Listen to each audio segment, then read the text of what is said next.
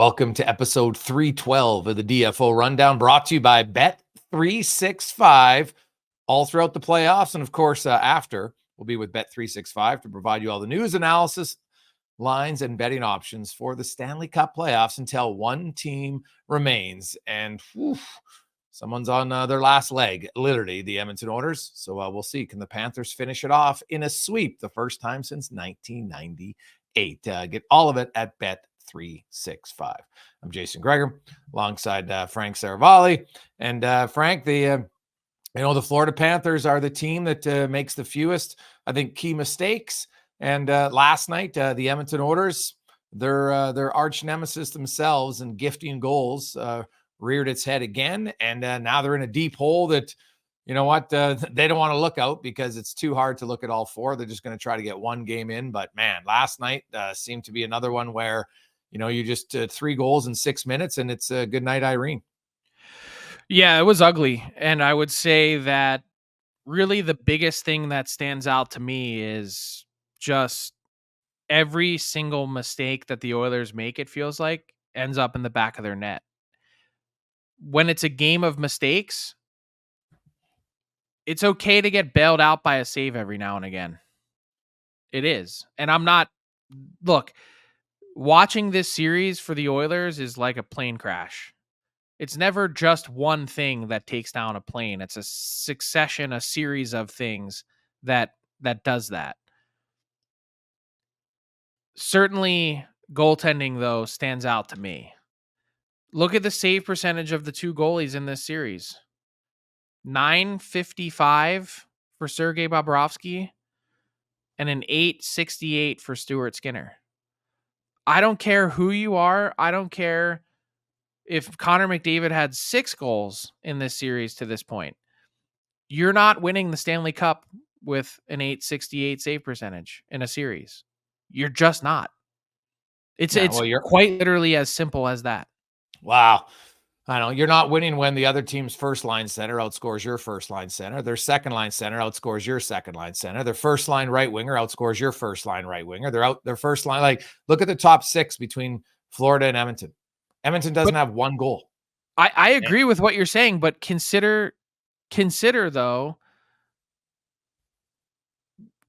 if you were to list to me the reasons why the Oilers are trailing 3-0, I'm putting Stuart Skinner ahead of their scoring woes. See, I'm not. Okay. Yeah, I don't. Could he make another save? 100%. But look at the way last night's game unfolded. It was, again, a 6-minute stretch in time that ended their night. It's too hard to climb. The momentum just continues to swing in Florida's direction to the point where your building is deflated, your team is deflated, and it takes, they get that goal and watch the celebration again. Corey Perry jumping into it when they made it 4-2. He's like, "Let's go." He did this before last round against the Stars. They were so down, I don't think they realized the opportunity that they had in front of them.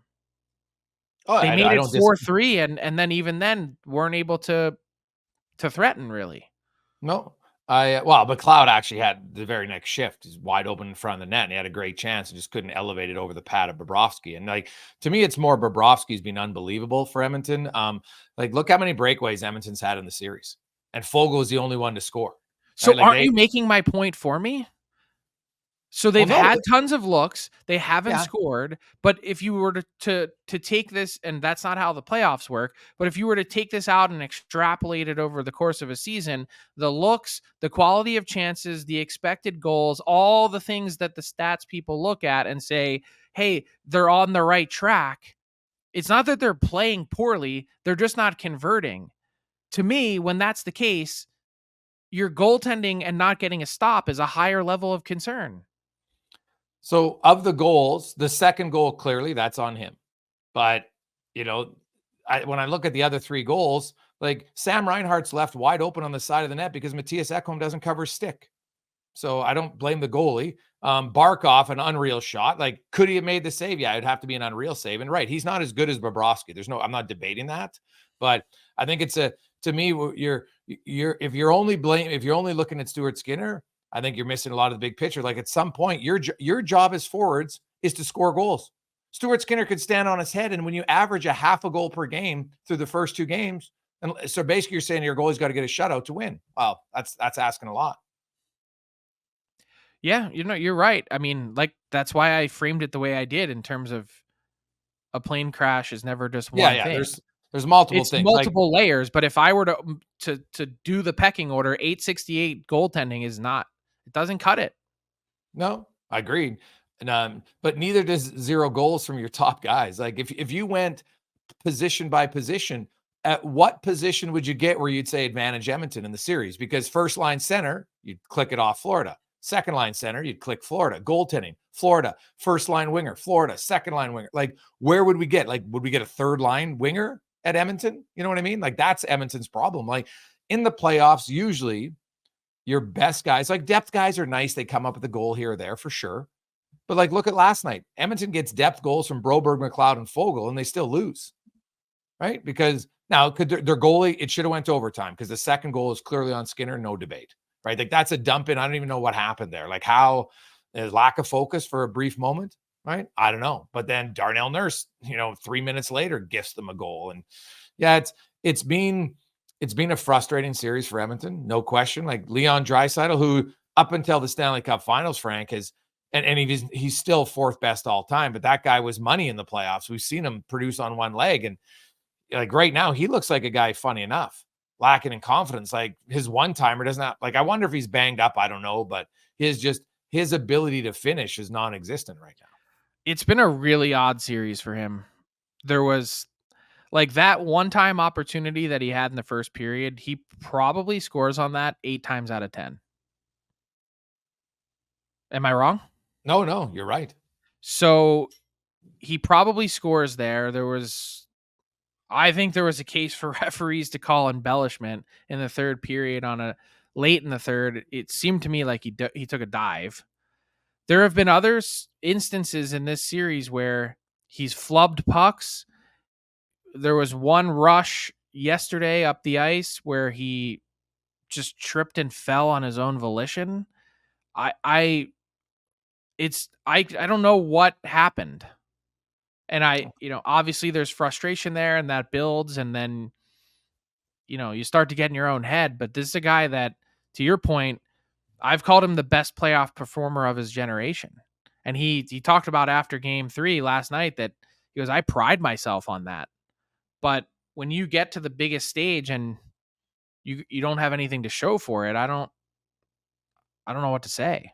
Yeah, like even McDavid talked about, hey, we got to finish our chances. Like he talked about the one where Draisaitl put it through the crease, Frank, right on his tape, and he goes, I got to beat Bobrovsky, and he didn't put it up high. And that's kind of, now Bobrovsky's getting in position. He's made a lot of great saves. Like he's, and we'll move on from this, but he is, he's the leader for the Conn Smythe. I don't think it's close. Do you? No. Yeah. I think the big question is, does it end on Saturday or does it end in game 5? Well, there hasn't been a sweep since 1998. And there's just, you lose in 5, Frank, and you're like, oh, okay, lost in 5. But man, sweep, there's just something about it. Like it looks so much worse. And so I would like to think Edmonton would come out with their best effort, but just because they do doesn't mean they're going to win. Like maybe Florida's like, Florida can taste it, right? Like I'm sure you've got that. The cup's going to be in the building now for every game. And it's just like, oh my God, they got the taste. And so they would like, hey, look at how fun of a flight we can have home if we win. I'm not sure they think of it that way, but you know what I mean? Like there's lots of reasons to Florida. I know everyone says, oh, you win it with your home team. You never want to give a team an ounce of hope. So yeah, all of a sudden, then they're 1 game away from forcing 6 in their building. Yes. I mean, the Oilers to me look like a team that's ready to go. Yeah. That's just the sense I've been around them all playoffs. I heard a lot after the game of, well, they're just a really good team. I don't know if you picked up on that, and they've been saying that they've been giving them props all series, but when you're down 3-0 and you hear that, to me, I'm like, oof, that's a team that's ready for summer. They just, there's again, to add to my motif of the plane crash, there's just a lot of I think there's a lot this team has. I think they're out of gas. They've been in survival mode since early November. Oh, they might be. Yeah. What's interesting about them is I look at Evan Florida. Bouchard looks like he's on his last. Like he looks like he's dead tired. Well, he's playing too many minutes, right? Like 20, you're asking like 28, 29 minutes. Like I talk to guys like, well, if you play 24 and you're used to it, but then you mix in, now you're playing 27 every game, like that extra 3 or 4 minutes, I know it might not sound like a lot, but players who play tell me that's a lot. And so, yeah, like, there's some other guys, maybe, give an extra shift here or there, but I also understand why they're doing it. They're like, we need offense. Who's our best offensive defenseman? So, yeah. Let's bring in Ty Yaremchuk a little early into the pod today because we got a lot of targets to hit. We do.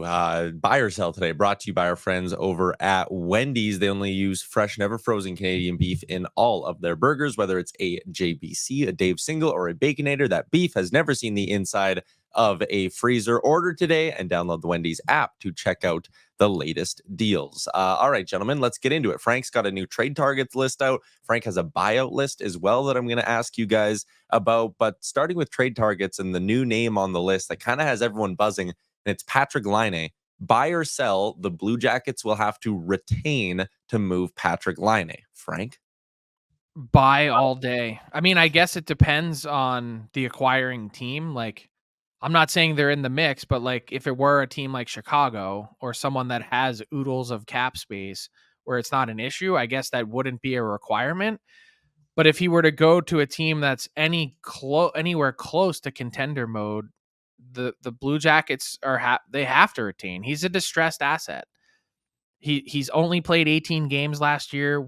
He's been public with his mental health struggles. He's dealing with physical ailments. He had a recent shoulder clean out surgery.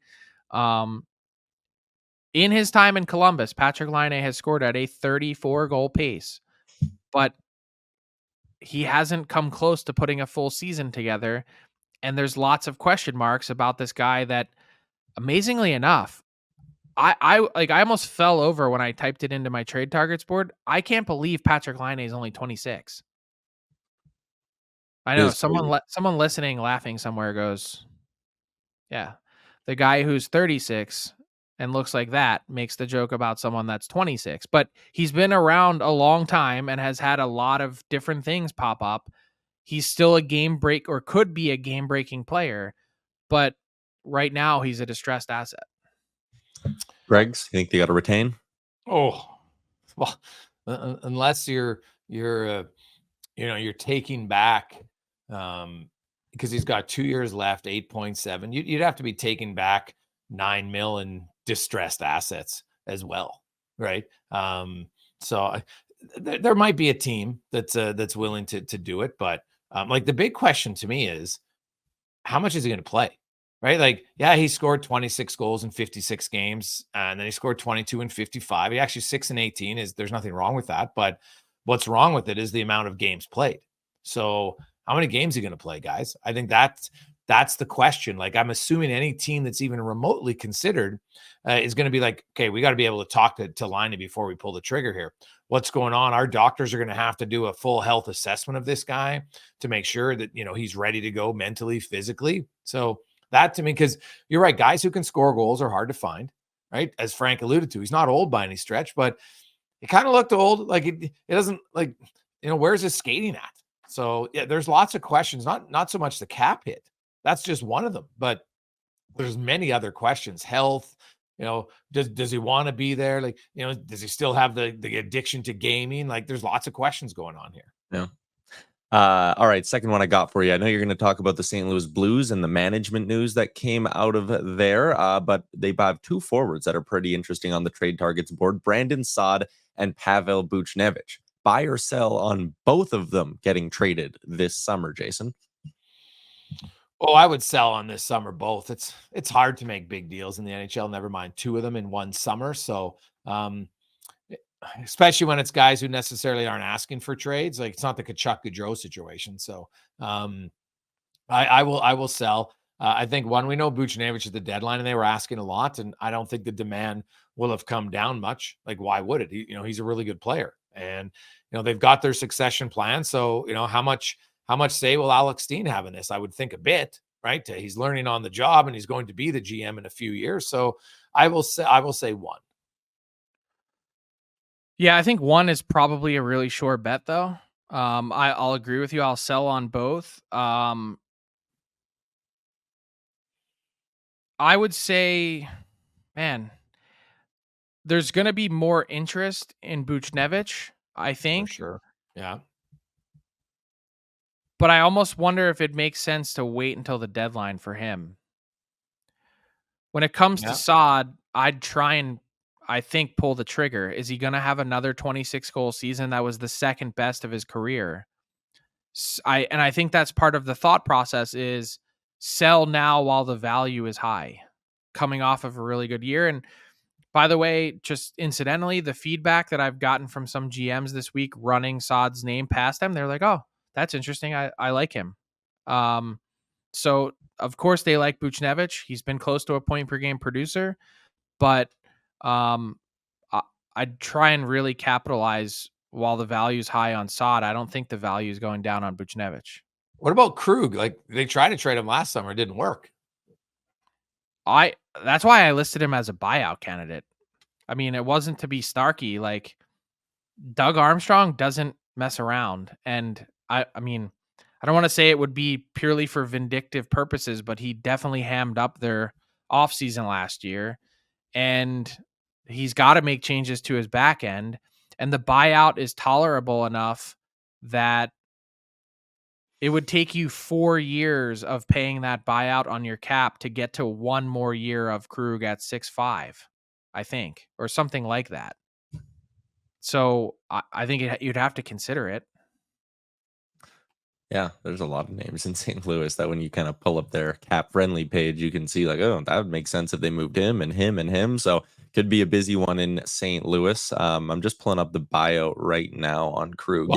Well, Krug's buyout this year is like unreal, right? It's only, you go from 6.5 to 333K. Then it's 2.3, 2.83, and then 2.3 for the remaining 3 years. So that's why I said you'd have to get to 4 years of paying that buyout to get to a cumulative 6.5 million. You'd be into the 4th season. Mm-hmm. Yeah. So, all right. It could make some sense for a team for sure if they want to clear up the cap space. And then Torrey Krug. But if you also want to send a message of don't get in the way, we're the St. Louis Blues, you jettison a guy into the moon.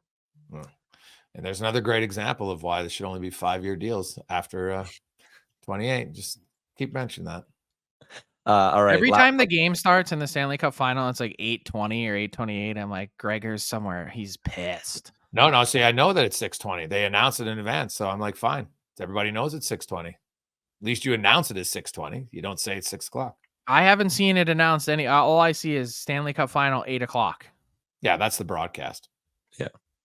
All right. Last one I got for you guys is about Frank's buyout list to make this question a little easier. And for the people watching along on our YouTube, I will flash up the buyout candidates on the screen here. You got Pierre-Luc Dubois, Jack Campbell, Barclay Goodrow, Jonas Korpisalo, JG Pageau, Torrey Krug, Cal Peterson, and Cam Atkinson in Philly, and then Ryan Suter. Buy or sell, and this is maybe a bit of a tough question, but buy or sell on the majority of these players reaching the buyout stage. Frank? This is a weenie question. You got to set an over-under. Okay, so, well then, yeah, majority. 1, 2, 3, 4, 6, there's 9 of them. So the over-under is 4. I'll take the over. Okay. Well, Dubois is not getting bought out, so he's off. I don't know. So hold on a second. We need to talk about that because I don't believe that. But okay. Okay. So I'll say I don't really think it makes a lot of sense for the Flyers to prolong their pain. Like, just get through this last year and have those guys come off the books instead of make it 2 years. So there's 2 I'll say no on, unless the Stars have a valid replacement for Ryan Suter. I think it also makes their job this summer a bit harder. I'll say Campbell, yes. Oh man, this gets hard because Pageau has some trade value. Like Barclay Goodrow was great in the playoffs. He was. He had 6 goals. He had more goals in the playoffs than he did in 80 regular season games, which was 4. Mm-hmm. I would personally bite the bullet on Korpisalo. I would also do it on Goodrow because as good as he was in the playoffs, you cannot pay your fourth line center $3.7 million. You just can't. And I would absolutely do it on Dubois. So I could get myself to 5 for sure. All right, Greg, over under? Yeah. No, I'll go under. Teams think about it, and then a lot of them are just like, oof, I don't know. Like, I wonder, are any of these guys, like, could you make a package deal with some of these players to Columbus to get Laine off the books? Right. That would be the question. Like, if you're Edmonton, could you say, hey, you take Jack Campbell and someone else, and we'll take Laine, right? Campbell has 3 years. He has 2. Like, it's not ideal, but yeah, because I don't think Patrick Laine is going to have a ton of value for you, because Edmonton's got so much dead cap space already. I know that if you get rid of Cam, because he's basically 3.8 mil of dead cap space, right? So if you buy him out, you save about 1.5. And no, if you buy him out, you save 2.85. Well, but right now, if you put him in the minors, he counts as 3.8, right? So but he has next year's buyout is only $1 million, I think. Okay, so you save 2.8 for 1 year. Yeah, you could do it, and maybe you kick it down the road but you have that, and so that maybe covers off the bonus overages for Connor Brown, essentially, right? So, yeah, you could do it, and they probably will do it, Frank. Next year's buyout for Jack Campbell is $1.1 million. So yeah, it's 3.85 if he's buried in Bakersfield, minus 1.1 million is 2.75. That's how much savings you'd have. That's adding another Brett Kulak. That's a big piece for your team. You cannot possibly go into next season and not do it. No, I think they do it, but I agree with you on Philly. Like, Philly's, I don't think it's a playoff team. Why would you do it? I think you're making it. The only thing is they clearly don't trust Cal Peterson. He spent most of the year in the AHL anyway. You've got your 2 goalies set in Fedotov and Ersson, but like Cam Atkinson, I think he's a pretty well-liked guy, unless you think he's a pain in the ass and can't be around. Like, I just say, let's just get through the year. The Torrey Krug one is the interesting one for the Blues. Like, that's a pretty big savings for 1 year. And as you outlined, the fact of how much you pay for the next 3.5 years before you actually get to 6.5 in actual dollars, that's a big savings if you want to do it, as far as cap hit dollars go. Yeah. Fair enough. There you go, boys. That is a wrap on this week's edition of Buy or Sell, brought to you by Wendy. So let's quickly talk Dubois, though, because I know what they said at locker cleanout day. I also think that was the perfect way to deflect. So, like, you say you're not buying him out, and I'm not saying they're going to. I'm just saying they should. This, if at least if because the it's a Stanley Cup final ends in 6 games or fewer, they have the ability to execute a 1/3 buyout before he turns 26. They will save $31 million in real cash. More than that, the buyout is long at 14 years, but none of the years are really onerous compared to having 7 more years of this guy at 8.5 after your team said that they didn't like him. Quite clearly, he wasn't a fit. He didn't play well. The only thing worse than trading significant assets and paying this contract is doubling down. And because you don't want to admit a mistake and keeping him for 1 more year and then locking yourself into so much more pain on the other end of it. You've got it's not get out of jail free card, because it's not free, but you've got a get out of jail card on this contract. You better play it. Well, if you look at, he's owed Frank $59 million. Right? That's what I'm saying. And if they buy him out, they'll save $31 million. Yeah. It's crazy. Like, that's That's not just huge. from a cash perspective, but look at the cap hits. None of them are really crazy. Yeah, the highest is there's a 3-year stretch from 28 to 30 where it's 3.8 basically. There's 1 year of 2.8, and there every other year is well, there's 1 year of 2.5, and then it's all in the ones. So, but like look that, at so consider the years of 3.8. You'd be paying him 8.5 on the cap anyway, and that's 5 years from now. Yeah. Who's to say that he's even good 5 years from now? He wasn't good this year. Yeah. Oh, so, yeah, no, it's and the thing is, even for a guy like Dubois, so he gets bought out, he gets that money. Some other team would sign him for 4 or 5 mil, right? It's a win-win for everyone. I know that he liked and wanted to be in LA, and that's great. But think about it from his perspective. He will have earned, let's see, 15.8 plus 9. He would have earned $24.9 million for one season of hockey. Then he can move on to his next team and then start to get paid from there. And he's only 25. He turns 26 in 10 days. Yeah. I think, is that not the best? You could say, oh, it's really embarrassing that you got bought out. I would turn around and go, yeah, I just got paid $24.8 million for 1 year of hockey. Wow, that's kind of misleading because that's spread out over all the years, right? It's not misleading. He already pocketed 9 and he gets 15.8 divided by the rest of them. So what? Yeah, it saves you from yourself. You got paid that money, $24.8 million to play 1 year. It's not misleading. It's factually accurate. So what if it's spread over 14 years? Yeah, no, that's true. It's spread out over it. And then I guess if he signs whatever he signs his deal for, that, he technically loses a little bit of money, but not a whole bunch in the long run. Why would he lose money? Well, because if they don't buy him out, then he's getting guaranteed all of that money for the next few years, right? Like it's $59 million. Is his next contract going to give him $59 million over 7 years? No, but if he has 2 good years and then parlays that into a 5-year deal, like I wouldn't. Yeah, he might. That's what I'm saying. Yeah, he'll have the opportunity to make it back, but he definitely takes a loss to begin with. There's no question. I just look at the upside. I got out of a place where I'm not sure that they even liked having me around. Yeah. Well, it would be bold for Blake. Now, the other thing is, Frank, if you said publicly you weren't going to do it, I guess people are like, hey, you're allowed to change your mind.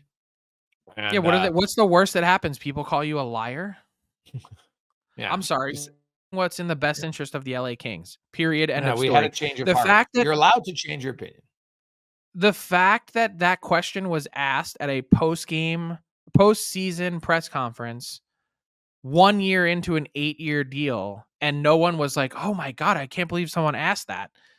That tells you everything you need to know. Yeah, that's fair. Well, they might look to trade him, right? Teams are always looking to trade, like who would take on who would you just mentioned all the money owed. Who would watch last season and then say, let's do that? Yeah, wow. Somebody who wants to get out of a contract of theirs, it's a headache, right? It's basically, hey, do you want to take our headache? We'll take your headache if the money's close, but it's rare. But no one has that kind of term that's that big of a headache and that kind of money committed to it. There is one guy on your trade bait board who does. Darnell Nurse? Yeah. I don't think they do it, but I'm just saying there is a guy. Yeah, I don't know why you would trade, if you're the Oilers, one problem for another. No, you're not doing that. They don't need a center for sure. A few other names on your trade bait board, Frank, that, Jacob Chychrun, man, that guy's name seems to pop up in trades all the time. For years, it was in Arizona, and then it's like, oh, Ottawa gets him, and now it's been on there for a year. What's up with trade targets and a guy like Chychrun and how he's, he always seems to land on it. It's really kind of through no fault of his own. He gets traded from Arizona to Ottawa. He had 2 really good seasons. Like, he's played his best hockey way better in Ottawa than Arizona. The problem for the Sens is they need to decide this summer, are we paying this guy or not? He's entering 1 more year on his deal, and he's probably gonna, if not a 50% raise, he's getting more than that, probably. So you need You to pay think he this gets up guy. to 7.5? Oh, I think he's going to be right in that range for sure. All right. So he needs a raise, but the problem is you're paying the left side of your defense already $16+ million, $16.5 million. You can't then pay Chychrun another 7 or whatever it is, 7.5, and then say, oh yeah, we're devoting $24 million to the left side of our blue line. That doesn't work. You need better balance. So this is my own personal opinion. I bet, and we just talked about long-term deals. I bet if the Sens could actually, if everything was equal and everyone had an equal contract, they would probably want to move Chabot and keep Chychrun. But they're just not in a position to do that because they can't really sell at a big loss on Chabot, which is what they'd be facing compared to Chychrun. And they have excess surplus value in Chychrun because he has one more year at $4.6 million. So you ask, why does he end up on my trade targets board? Because he's the most likely guy to move. You have to. Oh yeah. No, I'm not discounting. It's funny. Like, it seems like his name's been on your board for 3 years. You know what I mean? Like, it might've went off for a short period of time and then it pops back up, and not because he's necessarily a bad player. He just, for reasons people are like, oh, he's interested. He's got a good cap. He wanted out of Arizona. So that's obviously part of it. I just, I'm intrigued. Ottawa's defense, they need guys who can defend. And they need to make a change because what they've had has shown no signs of improvement really over the last few seasons. Well, there's another guy on our buyouts list that we just talked about. Like, you got to fix your goaltending. Yeah, here's the thing. You know why I'm not buying out Korpisalo? Goaltending from year to year, it is so volatile and it changes. And like, remember a few years ago, Frank, everybody thought Bobrovsky, terrible signing. Terrible signing. They're never getting any value. Now, all of a sudden, Bobrovsky's, you know what? He's a Vezina finalist. He's probably going to win the Conn Smythe, and he's been really good again for Florida. And people are like, well, he's $10 million, but he's going to be a Vezina finalist and he's going to win it. So now it's worth it, right? Like, and there's so many other goalies. We can go up and down the list of guys who have a good year, and then you're like, what happened? And it's funny because all you got to do is look at Talbot and Korpisalo's numbers and say, here's the goalie numbers in Ottawa. Here's the exact same goalies who switch teams, and look at their number difference between LA and Ottawa. So is it Korpisalo, or is it how much the system in front of them? Because I don't know if those two goalies can change that drastically when the one consistent with bad numbers is Ottawa and good numbers is LA. I hear what you're saying, but it's obvious that they don't trust Korpisalo. And when you get to that point, I don't know how you can, like, so let's think about it from a holistic perspective from the Sens. So you have this guy making $5 million, and now you're trying to trade for or sign a goalie that could fix your issues. So let's just assume that you do that, right? Well, then that automatically means Korpisalo's playing less. How's he possibly going to rehab his value or his game? Yeah, no. I think you end up in a vicious cycle where you're like, we don't trust him.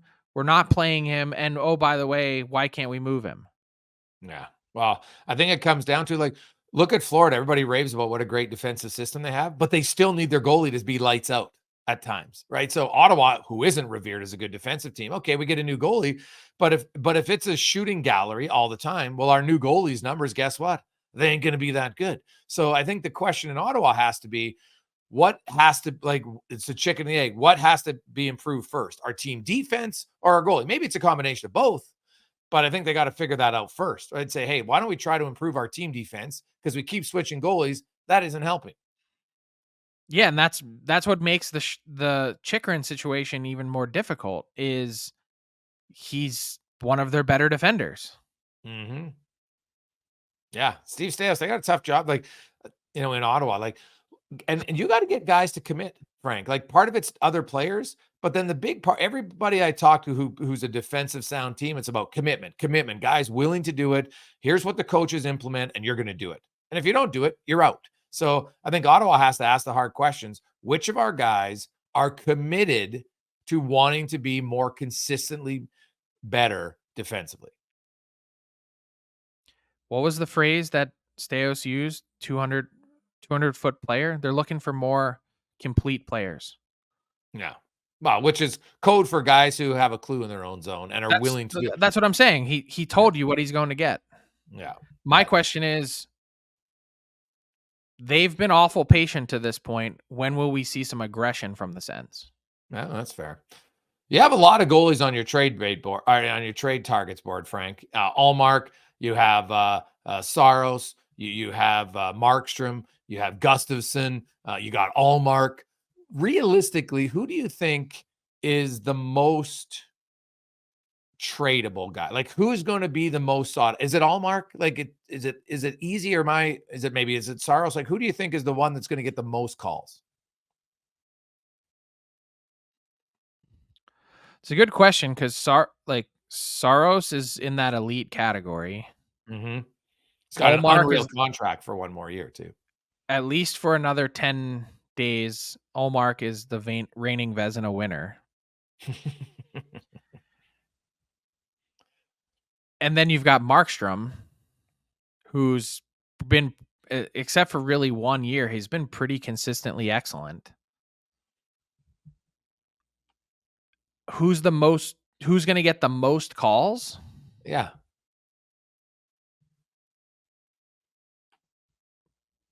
Probably Ullmark, because I think they have to do it. Right? So, like, consider the space that the Bruins are in. They don't have very many assets. They don't have a ton of cap space. They need to pay Swayman.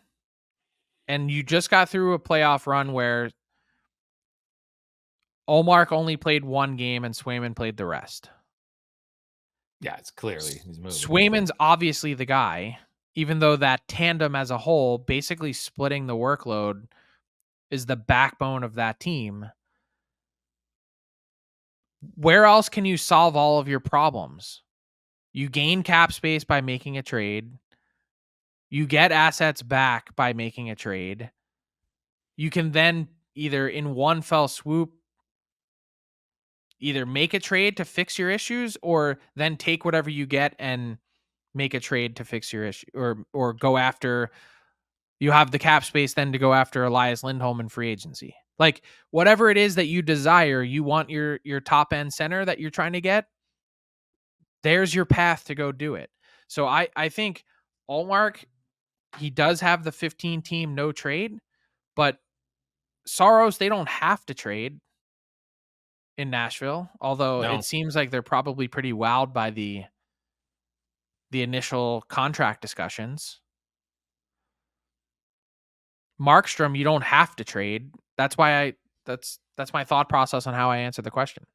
Yeah, no, it's fair. I like Saros did. I know that Ullmark won at Vezina, and obviously had a great season. I don't know if you had to tell me which goalie do I want in the playoffs, I still think I would take Saros. So if I'm a team that's close, I like Saros. I've never really seen Ullmark do it in the playoffs. So that's where I come out on those two goalies. I like Saros. That guy is damn good. So now, like I said earlier, but would you okay. So here's the Saros conversation. This is like, we just talked about how volatile goalies might cost you more too, though. In cap. So we talked about how much they're volatile year to year, and I just watched Saros be completely average against the Canucks in round 1. Would you pay a high acquisition cost to then, like, let's just say, hypothetically, this is probably on the low end. Like, would you give Saros 8 years times $10 million? Oh God, no. Well, why not? You just said he's elite. But because he's 29. I'm not giving a goalie I'm not giving a goalie 8 years, right? Like, when I look at the goalie market, there hasn't really been a big increase in term for goalies. If you look at like when Bobrovsky signed, and Vasilevsky and Price, those are kind of the big 3 dogs. And now I'm sure the goalie is going to say, hey, it's our turn. Somebody's got to get that big deal. But now, if you gave me a 4-year deal, Frank, different story. But 8 years, I ain't doing it. But why would he take a 4-year deal? There's no way he's taking a 4-year deal. To me, the minimum term starts at 6 for him, if I'm in his shoes. So would you do 6 years times $10 million? I don't know, the volatility of goaltending. Like, look at Connor Hellebuck, right? Guy's unreal. Then his playoff numbers, for whatever reason, aren't there. So I don't know, man. It's hard for me to commit that much. That's what I'm saying. I plus pay the acquisition cost on top of it. Like, as much as I'm intrigued and I like the idea of, having someone you can rely on year in and year out, I don't know that I'm signing up to pay that much. Yeah, no, that's fair. There are a few other quick names I want to get to on your trade targets board that like the Jake Gensel one is interesting. You have we the talked Blues about Gensel enough on Yeah. Monday when we had our elite conversation. One guy down low, now he just signed, was Capo Caco, right? Got the 2.4 mil, basically exactly what his qualifying offer is. Do you think I think that takes him off of your trade targets board, Frank, or do you think now it's guaranteed money, so it maybe increases the odds? No, I think that takes him off the board. Okay. I think they were looking for some cost certainty, and I think they get it. Yeah. The one guy I know he's been on there, we've talked about it for a while. I know he's 25th, but that doesn't necessarily mean that he's not going to be like the Trevor Zegras one. I just can't. I don't know why, Frank. I feel like it's only a matter of time. But right now, you'd probably be selling really low on him, right? And you're the Anaheim Ducks. You're a team that hasn't been very good for a few years. Do you want to sell low and have this guy go somewhere else and light it up? Or if you don't really think he's long-term plans, why not let him get back to being a 65, 70-point player and then move him? I see what you're saying, and I think it's a fair question. I think there's so many teams interested, and the price would be that good that I don't know that you'd be selling low. Okay. Like, I don't think anyone's looking at that and going to Pat Verbeek and saying, "Man, coming off of a tough year, let me rip you off." Like, no one's making that case. Yeah. It's just like, hey, this is a guy that might not be a fit at this time, might not be a fit long term, probably has his own frustrations playing in Anaheim. How Like, can we find? There's not many 23-year-olds, Frank, who in two of their first three full NHL seasons have had 60 points, right? That's what you're right. So that's why they probably shouldn't have to. If you're going to trade him, then you probably have to get a pretty good return to want to do it. Agreed. Yeah. One last one for you, the Blues situation, with an interesting one. You have the succession plan. They put it out there, which I don't have a problem with it, but I guess my question would be, do you think it was necessary to make it public? Like, hey, you hire Steen behind closed doors. He has a signed deal. He knows he's the guy. Does it matter that it's public? Was he that sought after that they wanted to lock him in? What'd you make of that move? I don't think he was sought after at all. Like, unless I'm missing something, like, I think this is a guy that the Blues have kind of been grooming behind the scenes for the role. Just looking at it from a pure, I don't even know if like healthy dose of skepticism is the fair way to phrase it, but like, when the team misses the playoffs for 2 years in a row, it's interesting to me that the president of hockey ops has now been extended 5 years out to 2029. Obviously, Doug Armstrong is one of the best general managers in the game. He's been chosen to lead Hockey Canada at the Olympics and the Four Nations face-off and all those things. So unquestioned strong manager. It's just, do you get a 20-year run as GM? Like, it's kind of unheard of. And does Alex Steen at some point, does he become the human shield for Doug Armstrong? I don't know. I'm just trying to think about it from a different perspective. Why go through all these hoops right now to put a succession plan in place that no one was clamoring for? What's the need for it? What's the impetus? What's the push? I guess I don't really understand it. Yeah. Yeah, no, that's fair for sure. Frankie, enjoy Edmonton for the weekend, and then hopefully your flight back, if there is one, will be a lot more enjoyable than your flight to Edmonton. Well,